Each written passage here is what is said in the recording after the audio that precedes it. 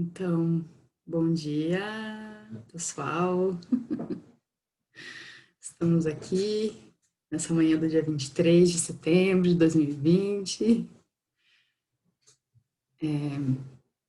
Venho aqui conversar um pouquinho com vocês sobre a transformação de conflitos como caminho de autoconhecimento dentro do projeto Colibri, um projeto que nasceu de um chamado da querida Isabela Correia, que foi conversando com várias pessoas da rede dela, pessoas muito queridas, de diversas áreas do conhecimento, e assim como o colibri, né, que vai nas flores, né, e também eu sempre tenho essa ideia, né, do colibri com a sua gotinha no incêndio, né, levando lá,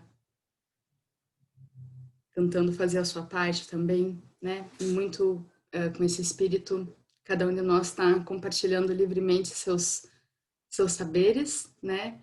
Temos aqui na sala também a Sandra, que ontem à noite ofereceu uma meditação, também faz parte desse grupo. E estamos livremente oferecendo, compartilhando e convidando as pessoas a participarem também. Estamos apoiando algumas instituições também com os valores que a gente arrecada, e cada um é convidado a doar livremente, se quiser e se puder. Então, quem quiser pode acessar os nossos links e lá tem todas as informações. Sem mais delongas, me apresentando muito brevemente para não tomar muito tempo também, eu trabalho já há 10 anos com facilitação de grupos e numa caminhada de desenvolvimento humano, autoconhecimento, espiritualidade. E mais especificamente, nos últimos 5 anos, eu tenho me voltado para a transformação de conflitos, práticas restaurativas, uma comunicação não violenta, um pouco mais, mas 5 anos assim com mais afinco, né? Principalmente trazendo também um contorno mais acadêmico dentro de uma pós-graduação, um mestrado que eu ainda estou fazendo. E isso fez muito sentido para mim. E eu percebi que conflito é vida,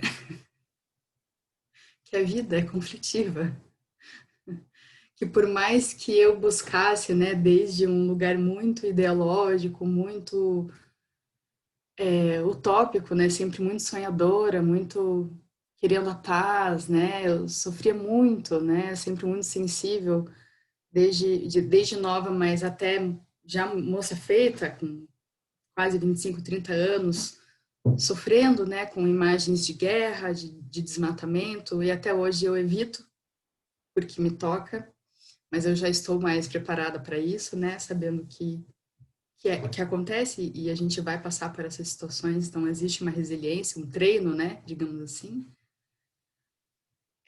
porque eu não entendia por que aquilo tinha que acontecer e por que aquele sofrimento tinha que existir e até eu meio que desidentificava assim com aquela humanidade, falava, meu, por que tem que existir guerra? Por que a gente tem que destruir a natureza? Assim, era muito sofrimento.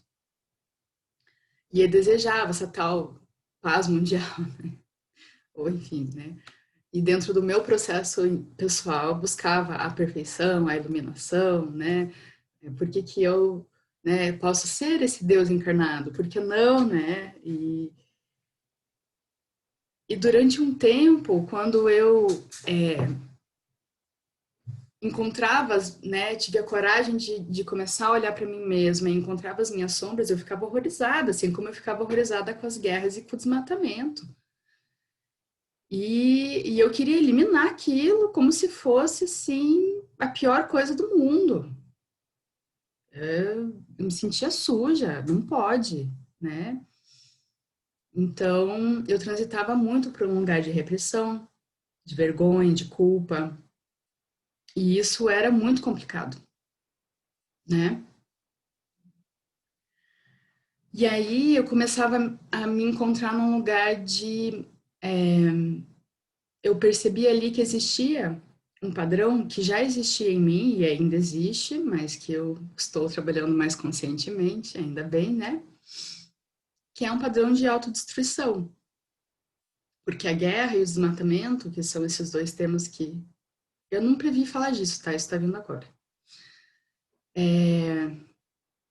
São o ser humano se autodestruindo. A gente está frente a uma possibilidade de uma extinção em massa. Porque o Covid, ele é só uma pontinha do iceberg de um colapso climático. Nós já estamos vivendo isso. E a gente já sabia que isso viria há 30 anos atrás. E a gente sabe que isso está acontecendo. E as mudanças não estão acontecendo ainda. De fato. Muito suaves. E a gente precisaria de algo mais radical. E aí eu entendi que eu me machucar no meu trabalho interno porque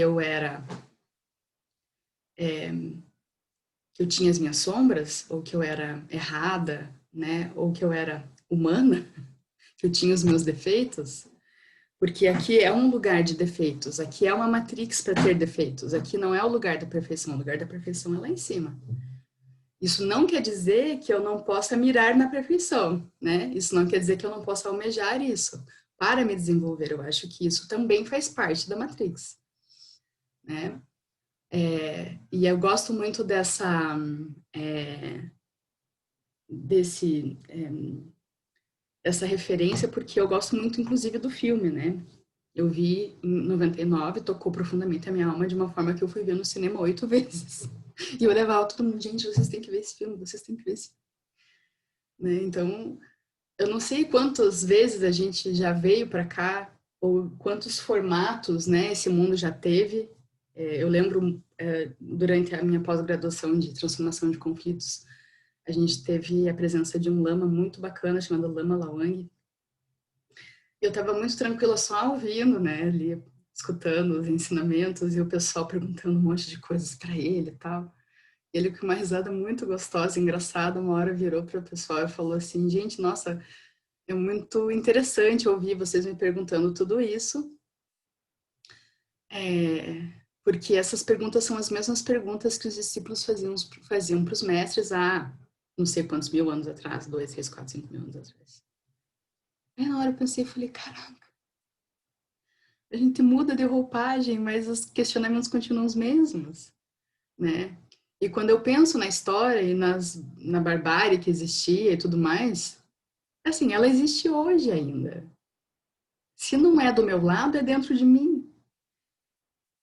Então, sobre o que a gente está falando, né? Enfim, eu quis trazer esse preâmbulo, me empolguei aqui, mas é para trazer esse contexto, né? Que eu passei a entender também esse processo interno como um processo que é um processo conflitivo, ele é constante, mas que eu estou buscando fazer ele com muito mais gentileza e buscando muito mais uma integração e aceitar, sim, que eu tenho defeitos e que eu tenho sombras, porque daí sim eu consigo trabalhar em cima. Agora, se eu rejeito, se eu não quero, se eu tenho vergonha, se eu tenho culpa, isso só me afasta desse trabalho interno, né? Então, gente, eu vou começar a partilhar aqui os slides. Eu quero deixar vocês bem à vontade para, a qualquer momento, como no slide eu não consigo ver o chat e eu me empolgo e eu vou falando, se vocês quiserem fazer alguma pergunta ou algum comentário, abram o microfone e falem, tá bom? Vamos lá.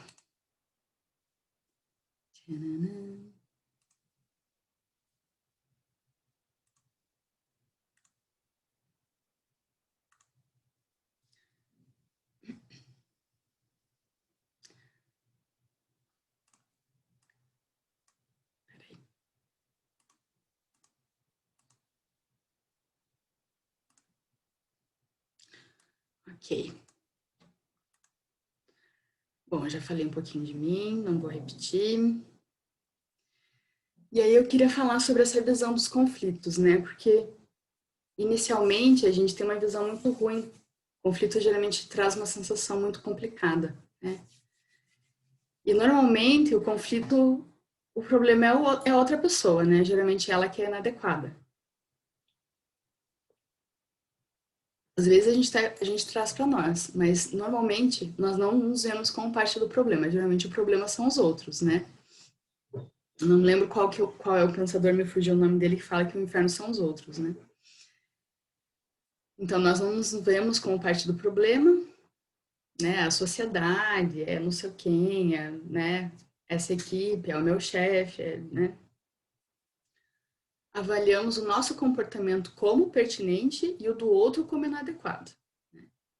Isso é geralmente o que acontece. Mas também existem aquelas pessoas com uma tendência mais melindrosa, que daí é tudo eu. Eu sou horrível, eu sou péssimo, eu sou assim, oh meu Deus.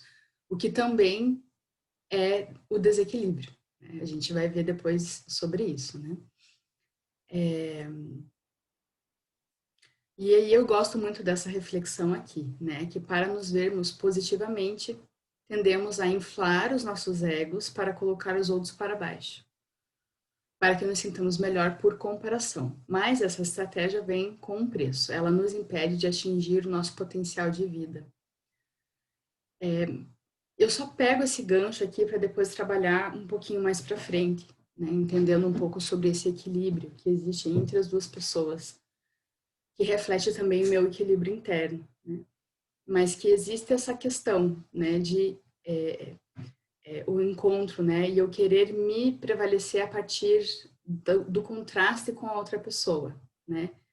Então, para eu me fortalecer como uma pessoa boa, eu tenho que afirmar que o outro é ruim.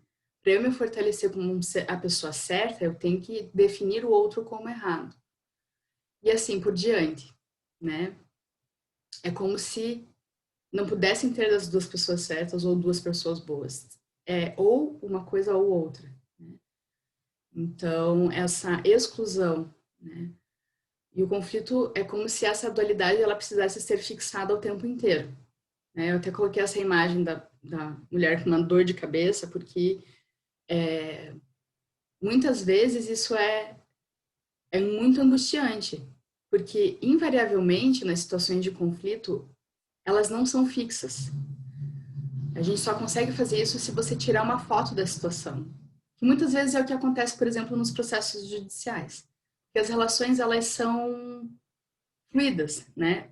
É, quando você vê, por exemplo, uma situação específica que é registrada, ou, por exemplo, numa escola, né? O registro, né, da ocorrência na escola, fulaninho deu um soco na cara, João deu um soco na cara de Pedro. Essa é a ocorrência. Mas se você for ver, um monte de coisas aconteceram antes de João colocar a sua mão direita no rosto de Pedro, né? Muitas coisas aconteceram antes disso. E pode ser sei lá, Pedro estava fazendo bullying em João, por exemplo. Pode ser uma opção, né? Então, dependendo de onde você parar essa relação, a foto que você tirar dessa relação, você vai encontrar muitas pessoas boas e ruins, certas e erradas em diversos momentos. E aí a nossa cabeça, ela implode, na verdade, porque é fluido, né? Não tem como fixar. Mas a gente adora fixar porque a gente gosta de papéis. E normalmente, aí dependendo das nossas tendências internas, psicológicas, históricas, de cultura familiar e etc., a gente pode ter uma tendência de gostar mais do papel de vítima ou do papel do vilão, dependendo de como que a gente recebe mais atenção, geralmente, mais reconhecimento, né? Mas, no geral, a nossa visão dos conflitos é uma visão ruim, né? Que do conflito não tem coisa boa, né? E, geralmente a gente foge de qualquer tipo de discussão, né? Existem algumas pessoas que têm uma personalidade conflitiva que gostam do embate, que se alimentam bem disso também, né? mas isso não necessariamente faz com que elas se sintam bem, né? Culturalmente, existe mais uma questão da gente evitar, né? Que a casa pegue fogo, ou a casa caiu, né? E por aí vai. O que mais tem são referências nesse sentido.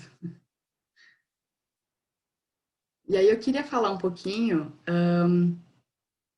um pouco sobre os mecanismos que acontecem na nossa fisiologia quando os conflitos acontecem, porque a gente não tem muita noção disso, né?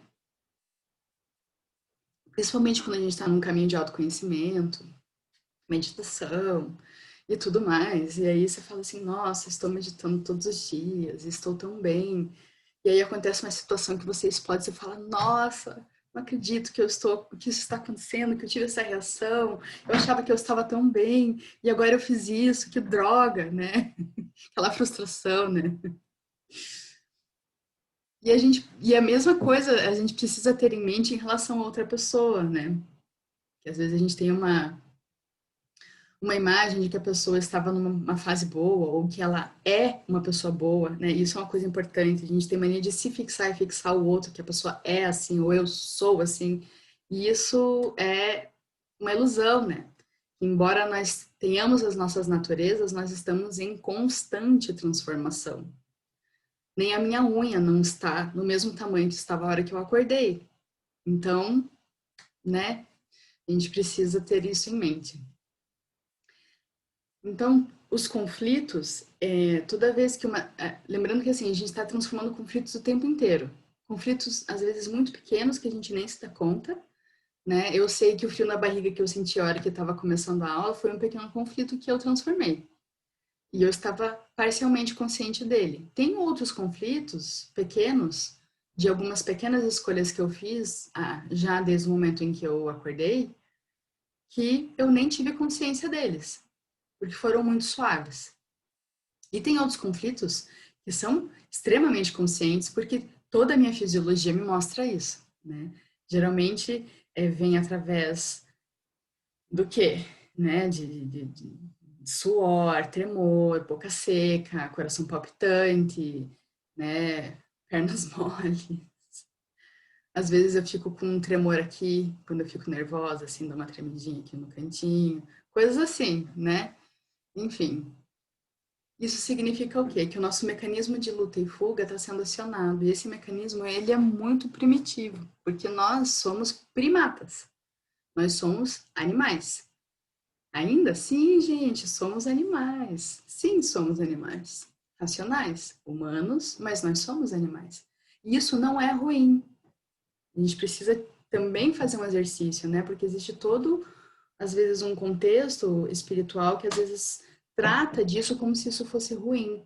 E tratar disso como se isso fosse ruim é nos separar da natureza. E nos separar da natureza faz com que a gente chegue no ponto onde estamos, que é destruir a natureza, que é destruir não só o nosso ambiente onde vivemos, e isso implica nas condições em que vivemos, de ter vida, né? Mas destruir nós mesmos. Porque na nossa constituição, inclusive biológica, nós somos constituídos de elementos orgânicos da Terra e do cosmos. Então, sim, nós somos animais. E dentro do nosso cérebro animal, nós temos esse mecanismo de luta e fuga, que é um mecanismo de sobrevivência. E isso é bom que exista, né?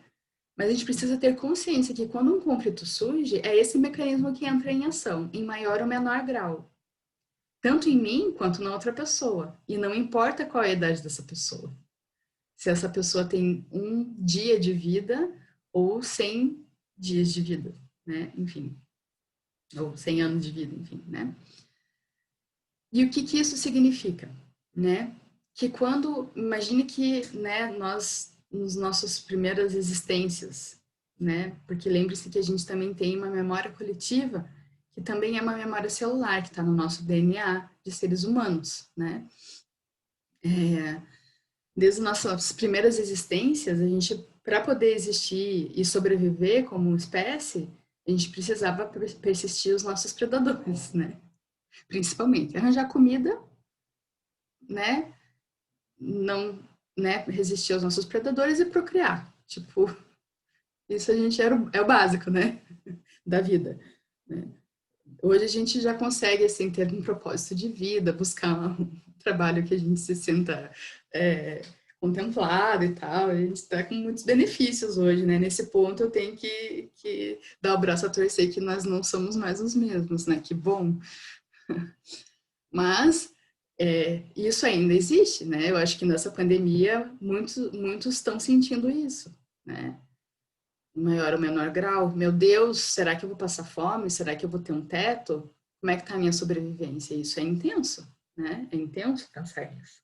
E muitos não têm, então é complicado, né? Então imagine que eu estou, né, caminhando, ou estou caçando, ou estou lá no meu ambiente externo, por exemplo, né? Estou dando exemplo, e surge um predador.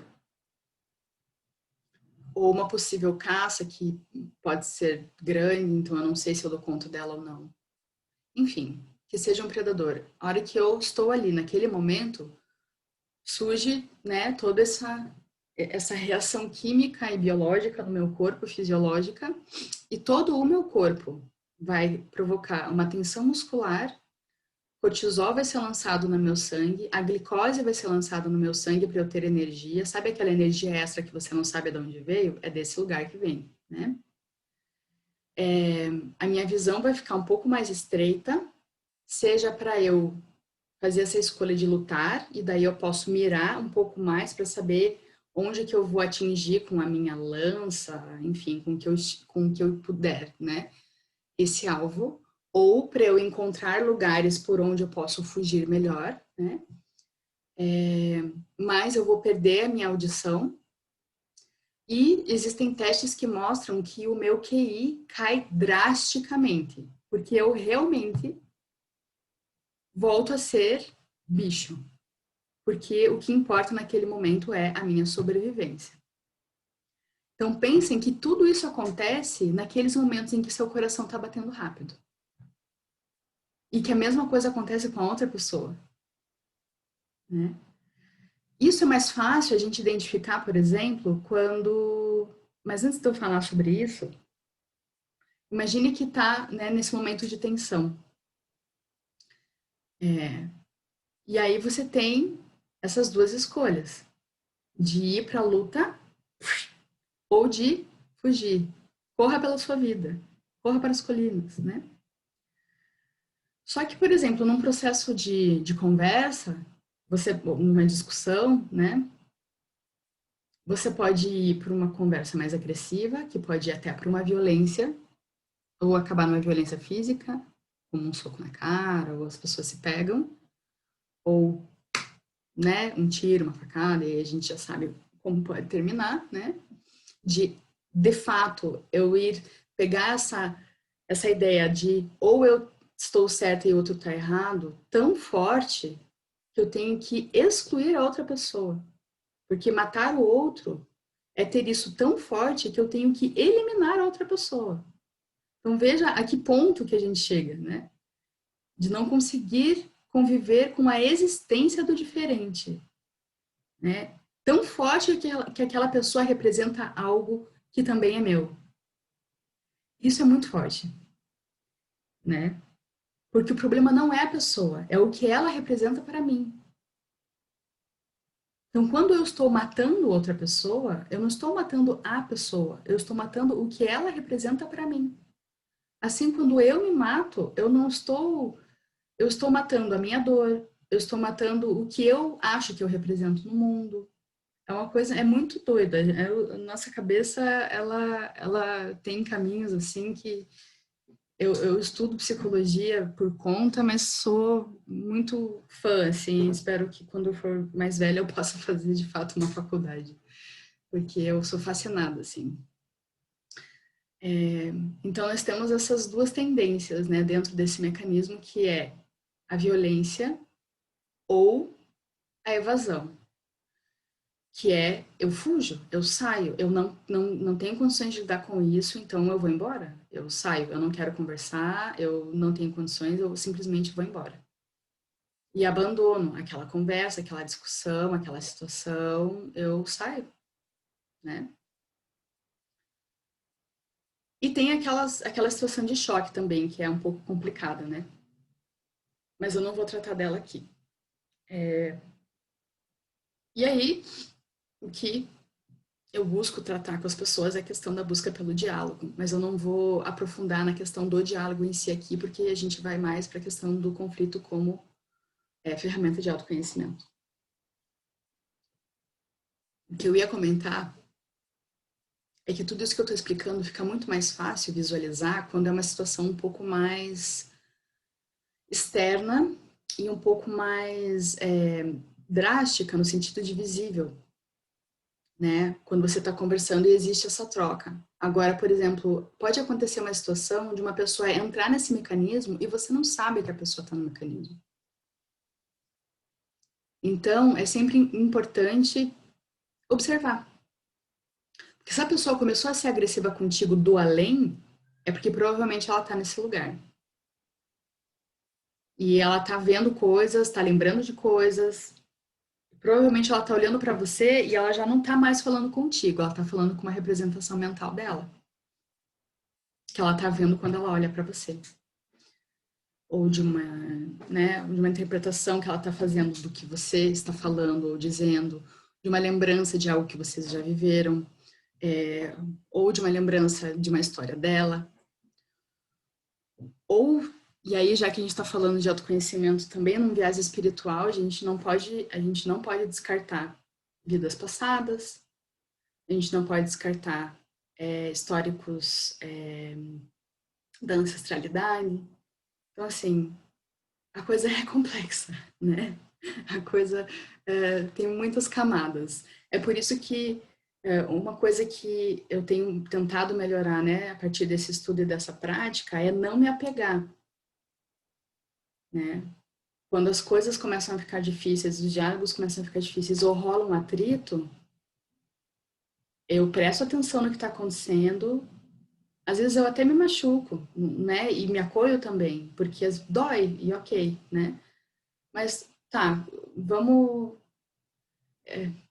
Por um lado, existe uma tendência a relativizar um pouco mais, ser um pouco mais tolerante, mas mais no sentido de tentar olhar o que está por trás, mas sem também engolir sapo, né? Porque a intenção não é essa. Isso também não faz bem, né? Mas mais no sentido de estudo e investigação, porque no fundo é isso que eu venho apresentar aqui para vocês, né? E aí eu trago aqui algumas frases que têm muito a ver com o que eu tenho falado agora, né? Essa questão que todo mundo já sabe, que desde um mesmo ponto você pode ter muitas vistas, desde um ponto que muitas pessoas olhando para um mesmo objeto ou uma mesma cena vão ver coisas diferentes, e até mesmo uma mesma pessoa pode ter muitas visões a partir de um mesmo ponto, mudando uma interpretação interna. E essa, para mim, é a grande transformação, né? Eu gosto muito de pensar quando você... Eu infelizmente, não tenho esse hábito por uma questão de uma certa insegurança física, mas eu gostaria muito de fazer essas escaladas, né? Assim, não é escalada, quando as pessoas vão lá subir a montanha e tal, é tão gostoso, né? Você sobe e vê aquela vista maravilhosa. Quantas coisas você não consegue ver desde o topo daquela montanha? Você consegue ver muitas coisas, não é só um ponto, né? Mas você precisa subir para poder conseguir ver isso. Mas você vê muitas coisas a partir de um mesmo ponto, né? E são perspectivas distintas e todas elas são verdades. Todos os lados são verdades. Não existe uma só, né? E aí, quando as pessoas trazem as suas verdades distintas, são uma oportunidade de ampliar as visões. Então, eu estou vendo isso. Aí o fulano fala, eu não estou vendo isso, eu estou vendo outra coisa. Aí eu posso ficar com a minha ideia estancada, exclusivista de, não, mas o que eu estou vendo é verdade, não o que você está vendo. Eu não vou me ampliar. Mas se eu falo, interessante, me fale mais sobre o que você está vendo. Aí eu me amplio. Aí outra pessoa fala, ih, acho que não, gente, eu tô vendo outra coisa. Eu falo, o que que você tá vendo? E aí eu me amplio. Então, se eu me abro para entender o porquê que as pessoas estão vendo isso, às vezes é difícil, né? Porque você fala, meu Deus, como é que essa pessoa tá vendo isso? Isso não faz sentido nenhum para mim. Ah, eu sei, gente, às vezes é um desafio, né? Eu não tô dizendo que a gente tem que concordar com tudo, tá? Eu tô dizendo que a gente tem que estar aberto para ampliar nossa visão e tentar compreender as pessoas desde o ponto de vista delas, ok? Não significa que você tem que concordar. É entender que existem outras perspectivas, por mais que elas pareçam absurdas para você. Então é isso, né?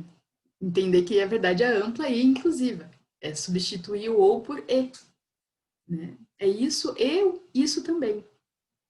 Não existe um certo e um errado. O que a gente pode ter na nossa vida são valores norteadores. É quase como se fosse substituir aquela moral rígida por uma ética, que é como uma bússola que te orienta. É um pouco mais leve e mais inclusivo para mim, né? Eu entendo assim. E entender que as coisas são impermanentes. Porque eu posso estar vendo uma coisa agora e daqui a pouco ver outra coisa. Porque o meu mundo interno muda o tempo inteiro. Isso não quer dizer que eu sou uma pessoa sem palavra, né, gente? Não é assim. Ou que a gente não possa confiar nas pessoas, né? Mas é entender que a natureza do mundo é dinâmica, né? Tudo é dinâmico. Então eu não posso me fixar, porque se eu me fixo, é sofrimento, é batata. Eu vou trazer aqui um pouquinho. Meu Deus, faltam 20 para as 10. Ah! Ok. Vou falar um pouquinho sobre essa mudança de visão, então, em relação aos conflitos, entendendo que o conflito é a dinâmica normal e contínua dos relacionamentos humanos, né? É um motor de mudanças e uma oportunidade de ouro, né? Eu falo para as pessoas, é uma grande oportunidade você estar vivendo um conflito. E eu gosto muito dessa imagem porque ela mostra que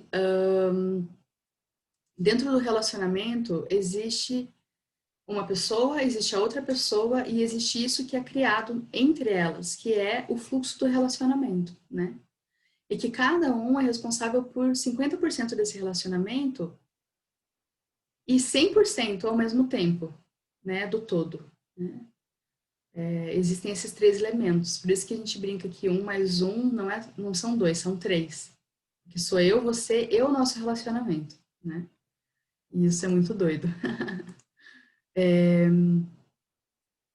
E aí a gente passa, eu não vou me aprofundar nisso também, que é mudar nossa lógica, de uma lógica de dominação, onde eu tenho que, como eu saio, né, do meu ou para o meu e entender que eu não preciso dominar outra pessoa para que ela pense igual a eu.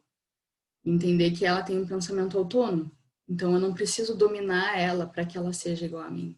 Entender que ela é ela e eu sou eu. Cada um é um indivíduo. E a gente aprende a compor e co-criar juntos dentro desse espaço que é a nossa relação.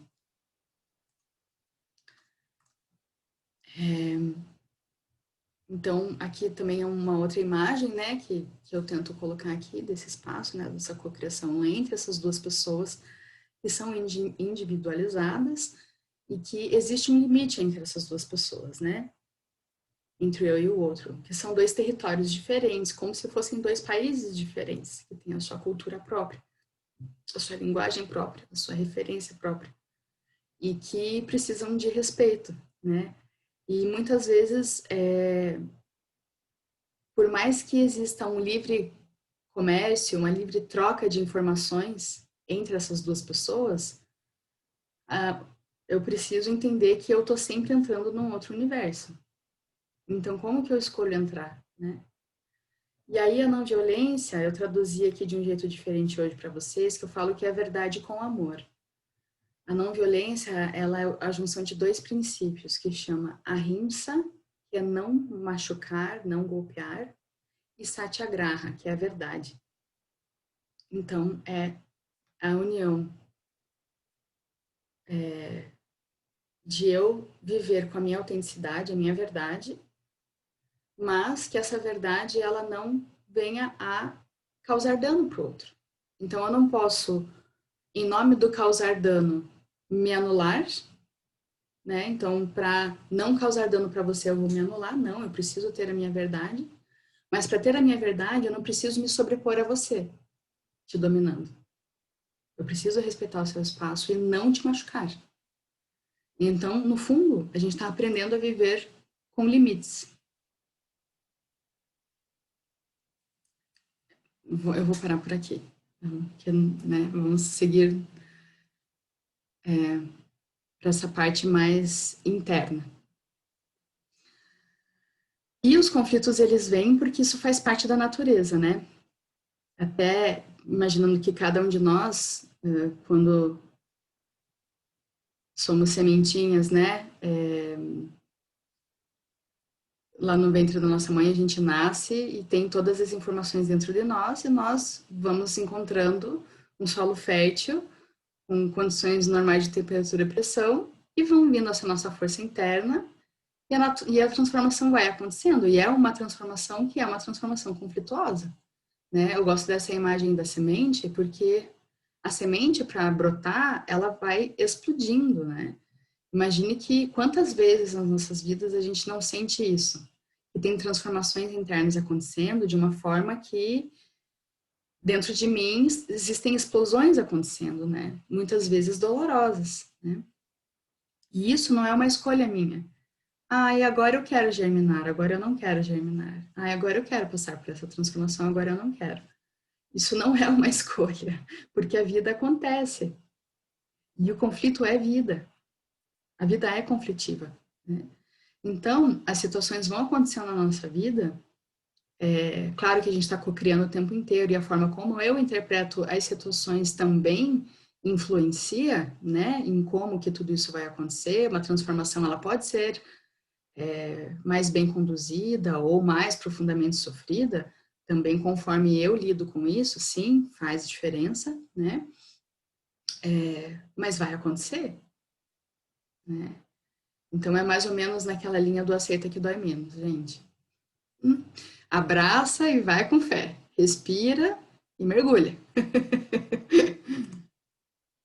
E aí o ponto, né, mais chave assim dessa nossa conversa é essa questão do centramento, né? Então trazer atenção para si e perguntar nessa bagunça toda do conflito que eu estou vivendo, nessa minha relação com o outro, que às vezes eu tô lá misturada, né?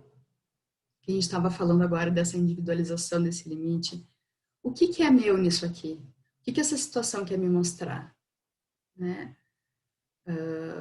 O que que esse conflito está trazendo em mim, né? Quais são as emoções que estão vindo à tona, que memórias que estão vindo à tona, por que que isso está vindo, né? Então, essa investigação interna, ela é importante e para isso a gente precisa se centrar, ou seja, trazer a atenção para dentro.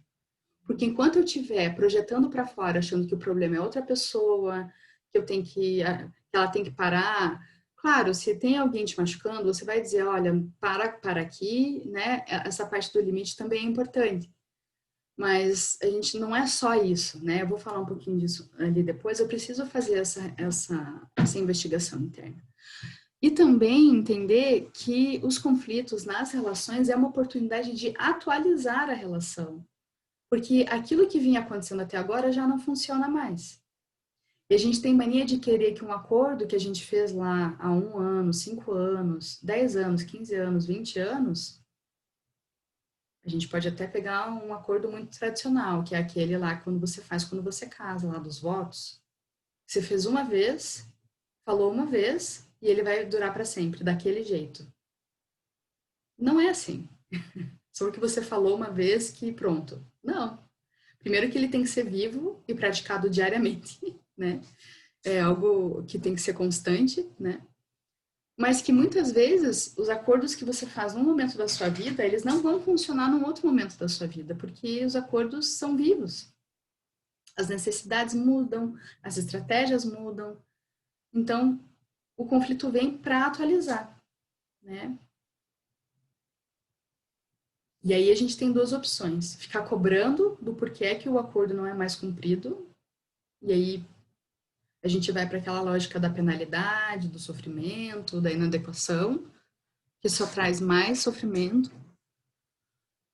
Ou a gente senta e fala, ok, isso não está funcionando, né? Está causando dor, desconforto, sofrimento. O que a gente vai fazer com isso, né? E isso é maturidade. É sentar e falar, o que a gente vai fazer com isso? Se desse jeito não está funcionando, como que a gente vai fazer, né? Eu gosto muito dessa frase do Marshall, esse é o Marshall Rosenberg, é o psicanalista que desenvolveu a comunicação não violenta. E ele traz que toda violência é o resultado das pessoas enganarem a si mesmas, acreditando que a dor delas deriva de outras pessoas e que, por consequência, essas pessoas merecem ser punidas.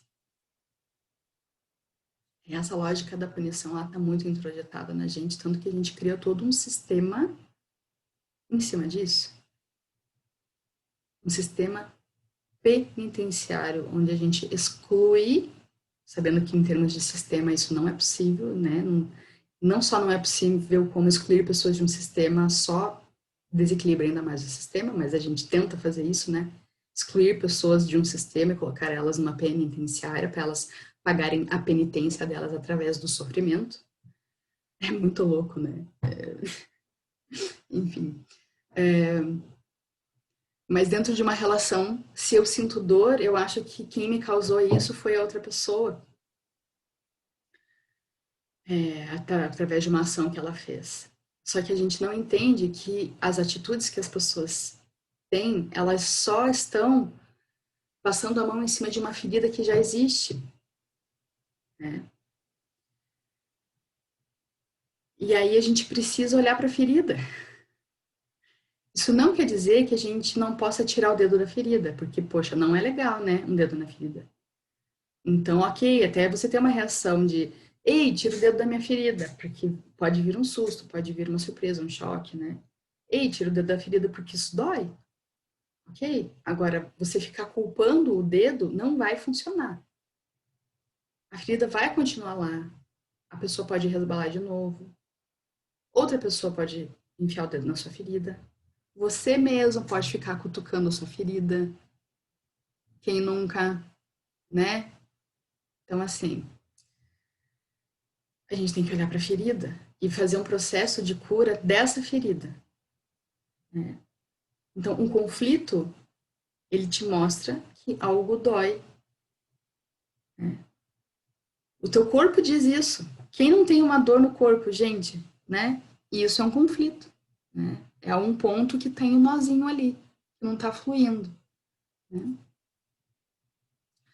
E aí existe toda uma mudança de paradigma nesse sentido, que é substituir a punição pela curiosidade. Mas por que isso me dói, né? Porque fazer uma investigação punitiva, igual eu estava comentando com vocês antes, né?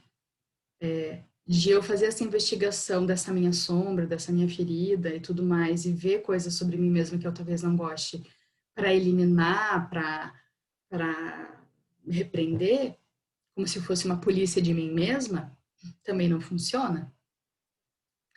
Então, uma outra abordagem é eu ser mais curiosa, né? Começar a trabalhar com hipóteses e perguntando, e eu me apoiar na minha própria investigação de uma forma mais gentil. Porque lá eu vou encontrar, por exemplo, que talvez a minha criança agressiva esteja precisando de um abraço, de um acolhimento. Né? Que aquele ego ciumento, invejoso, etc., na verdade, tá triste, que o raivoso tá triste, né? E que, no fundo, o que eu preciso é de amor. E o mais louco de tudo isso é que provavelmente a única pessoa que pode dar amor sou eu mesma para mim mesma. E isso é assustador, porque a vontade que eu tenho é que outras pessoas me amem. E as poucas vezes que eu consegui experimentar isso no nível mais profundo, é essa conexão profunda. Por isso que a gente fala de autoconhecimento e que tem esse viés mais espiritual. Porque é essa conexão profunda comigo mesma, que tem essa conexão que tem a ver com o divino e a meditação e tudo isso, que faz com que eu me sinta em paz. É claro que eu adoro estar com pessoas que eu amo, é muito bom me sentir reconhecida, pertencente, tudo isso eu preciso porque eu sou humana e porque eu não estou pleno o tempo inteiro. Na verdade, faz muito tempo que eu não sinto isso assim de uma forma mais consistente, confesso, né? Oi, meu nome é Olivia. Enfim, né? Mas é uma prática, né? E sim, é possível, né? Sim, eu já senti isso e é muito possível, né? E quanto mais a gente se acolhe, esses dias eu estava conversando com uma amiga e eu estava nesse processo de me chicotear, ela, amiga, para, você já está quebrada, não tem mais o que quebrar.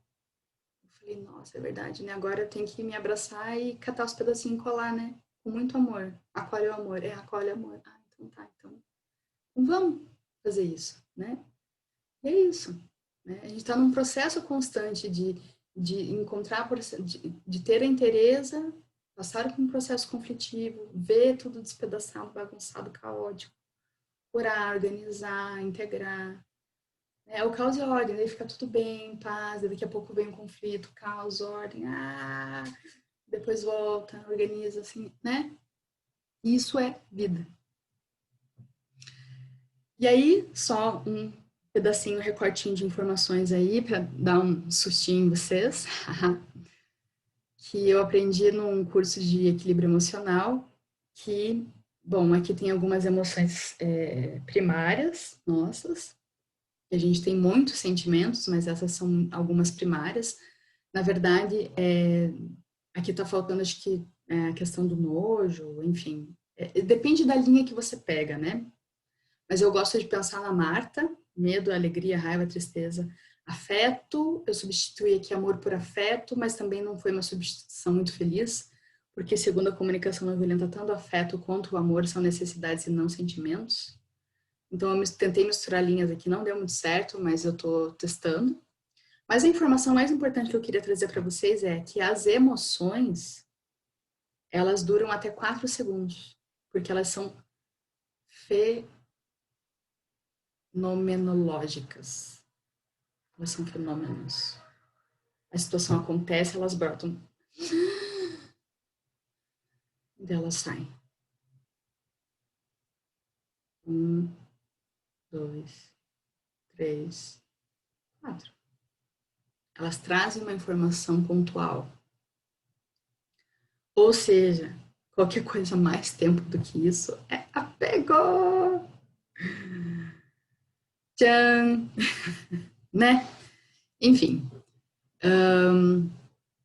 E aí as pessoas falam que o sentimento seria a memória, né? Que daí você lembra de algo e a emoção que vem é esse sentimento do passado ou da projeção do futuro, que não é uma emoção real do presente, né? Que essa seria essa fenomenológica. Mas existem muitas linhas, gente, então vai depender da linha que você pega, tá? Não existe nesse Perdão. aí é muito muda muito. Desculpa te interromper, mas Diga. quando você fala sobre os 4 segundos, sobre emoções durarem 4 segundos, eu fico me perguntando, segundos ou elas duram 4 segundos depois de estímulo? E se a gente é constantemente estimulado, isso pode se estender? Eu entendo que é 4 segundos depois do estímulo. E se há um estímulo constante, sim, ela pode se estender, né?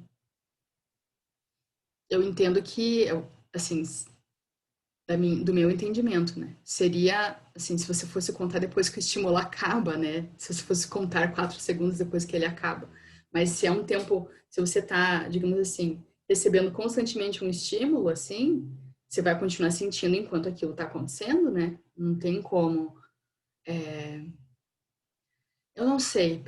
Existem estudos, Mar, de pessoas que passam por tortura, por exemplo. E aí é um nível mais profundo, sabe? Porque daí tem questões de emoções e questões psicológicas onde as pessoas, ou até mesmo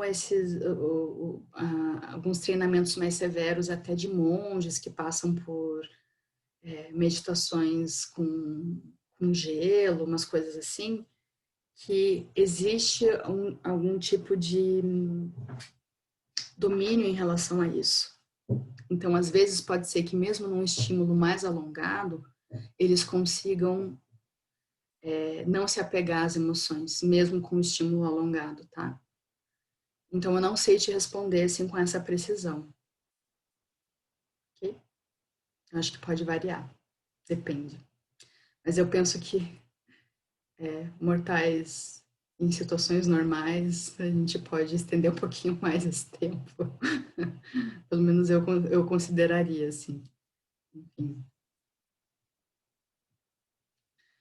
E falando aqui um pouquinho mais sobre esse autoconhecimento, né?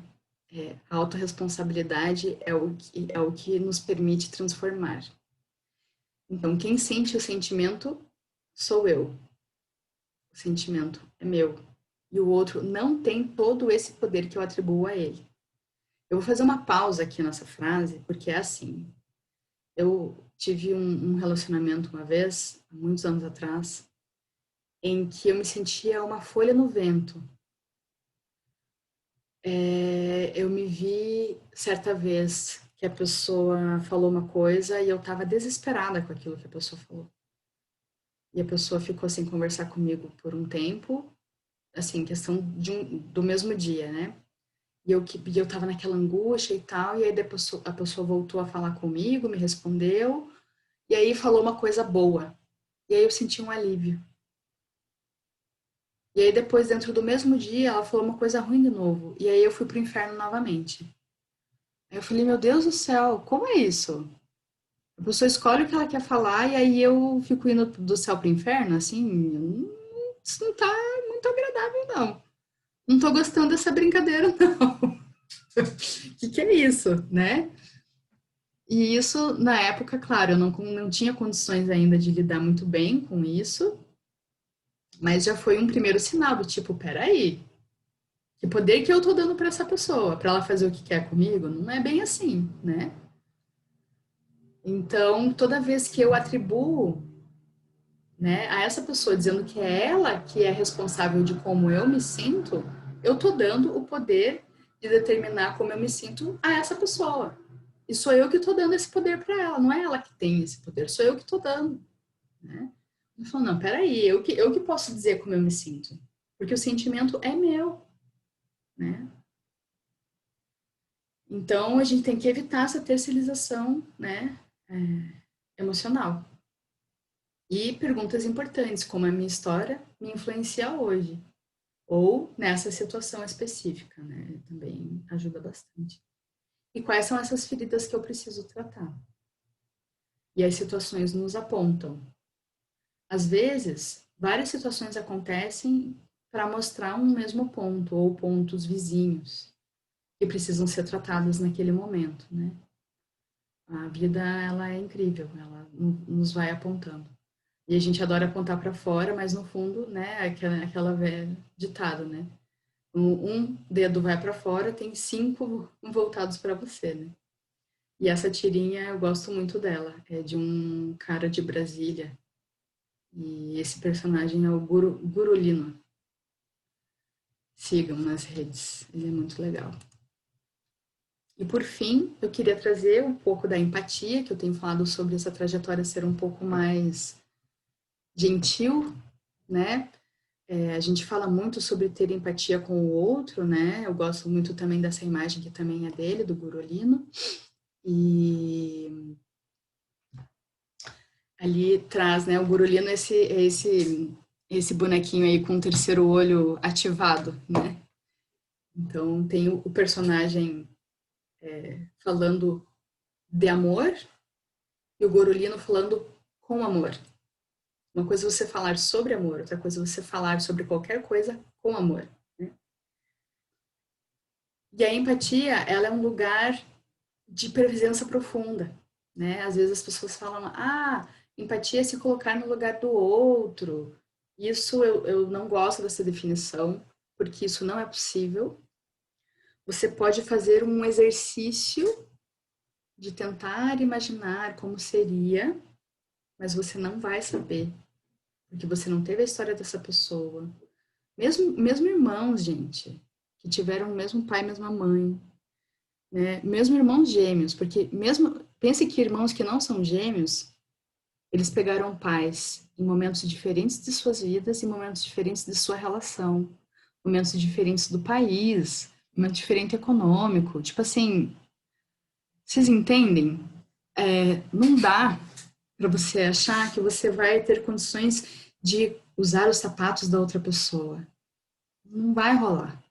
A gente faz um exercício de buscar entender. E isso é ótimo, ter essa abertura, né? Mas a empatia, ela tem a ver com conexão. Depois vocês podem buscar no YouTube, tem 2 TEDs muito incríveis, uma mulher chamada Brené Brown, e tem um videozinho muito curtinho que eles fizeram uma animação de um trecho de uma palestra dela que chama O Poder da Empatia, que fala sobre isso, né? Que é o poder da conexão, de você estar com alguém na presença junto com ela, para ela saber que ela não está sozinha. É uma questão de se conectar com a pessoa, não é de resolver coisas nem nada. Então eu gosto dessa listinha porque ela me faz lembrar desse lugar muito humilde de conexão, que não há nada para resolver, não há nada para arrumar, não há nada para consertar, não há nada a fazer. Eu não preciso aconselhar a pessoa, eu não preciso resolver o problema dela, porque só ela vai poder fazer isso. Eu não tenho esse poder e eu não devo interferir, já que a gente está nesse universo mais espiritual. Se eu interfiro no karma dela, eu tô puxando o karma dela para mim, gente. Eu não vou dizer para ela o que ela deve fazer, porque só ela vai saber o que ela deve fazer. Porque se eu falo para ela o que ela deve fazer e ela fizer o que eu tô dizendo, as consequências disso, ela vai responsabilizar quem? Eu. E aí ela não vai se responsabilizar pelo processo, não vai aprender o que ela tem que aprender. E aí o que, que vai acontecer? Ela vai passar por uma situação igual ou muito similar de novo.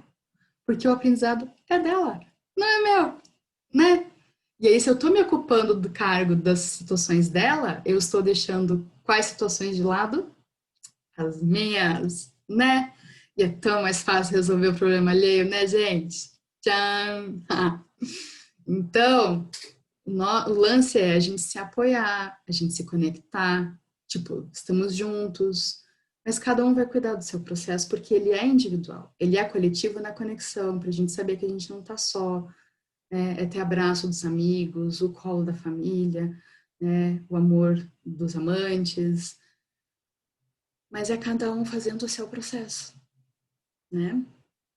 E confiar nos recursos de que a outra pessoa dispõe, porque ela tem o poder pessoal dela. E a gente pode ajudar ela a lembrar que sim, ela pode. Eu confio que você tem o poder. Eu sei que você vai conseguir sair dessa, né? E que você está oferecendo a coisa mais preciosa que você pode oferecer para ela, que é a sua presença. E da mesma forma, gente, tudo isso aqui você oferecer para você. Sabe assim, quando você está numa situação em conflito, ou que você está se deparando com uma dor forte, ou uma confusão que você fala, cara, eu não sei o que fazer. Você senta, medita e fica em presença, porque você fala, eu sei que eu tenho poder, não sei o que fazer, não sei como consultar, então eu vou ficar aqui com isso. Tem umas tirinhas muito legais, né, do tipo, de você conviver com o seu problema, tipo, aceita mais um café, né?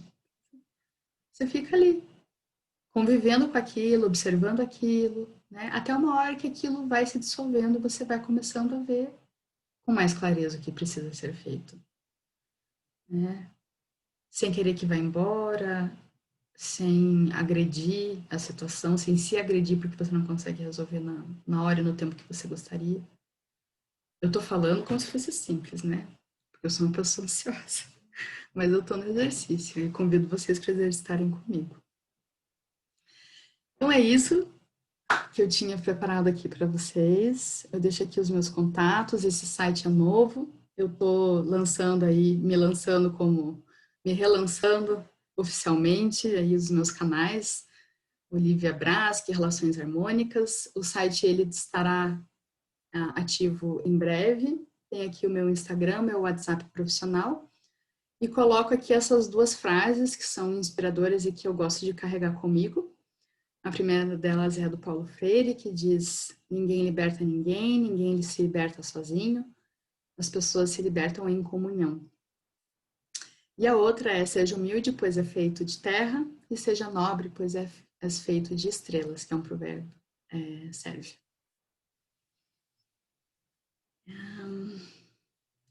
Acho que é isso. Deixa eu parar aqui de...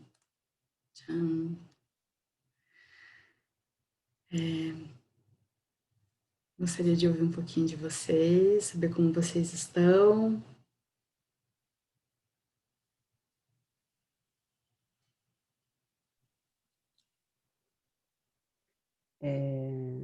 Bom, primeiro, gratidão, né, por você ter disposto o seu tempo montado. E eu gosto desses momentos porque eles são o compilado de anos de conhecimento e estudo pela perspectiva de uma pessoa.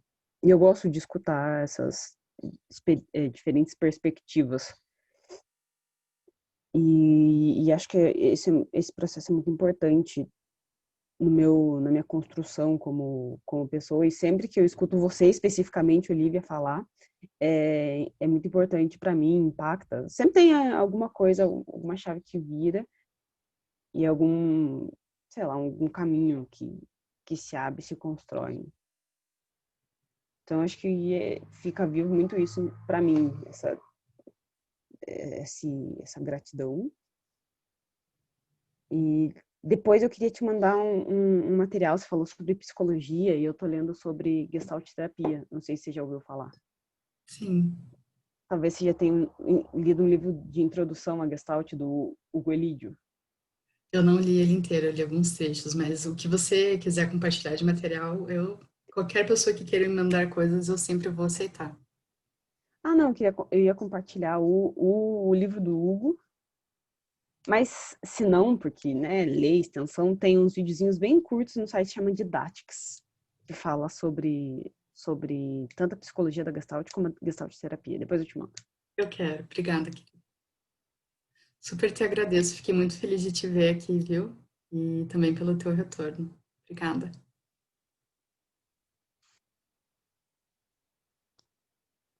Olivia, querida, que delícia ouvir você. Muito lindo ver o seu trabalho, quanto você cresceu. Nossa, você é uma pessoa muito iluminada, muito maravilhosa. Gratidão por esse compartilhar.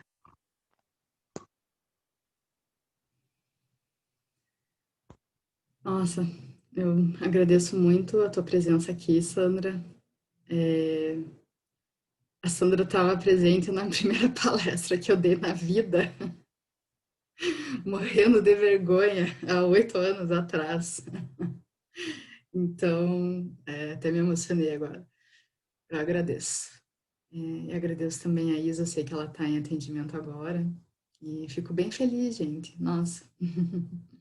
Espero poder seguir aí, né, ocupando esses espaços e me encorajando também, né? De cada vez mais vencendo aí essa timidez e colocar a minha fala no mundo, o jeito Olivia de ser e estar no mundo. E seguimos. Muito lindo, Olivia. Nem parece que você é tímida, linda. Muito lindo mesmo. Que bom, que bom. Eu acho que esses anos de prática já estão surtindo efeito. Com certeza. Obrigada, tenham todos uma excelente quarta-feira e ainda temos algumas atividades, né, dentro do projeto Colibri, então que o pessoal continue aí atento às outras ofertas que seguem, tá bem? Beijo.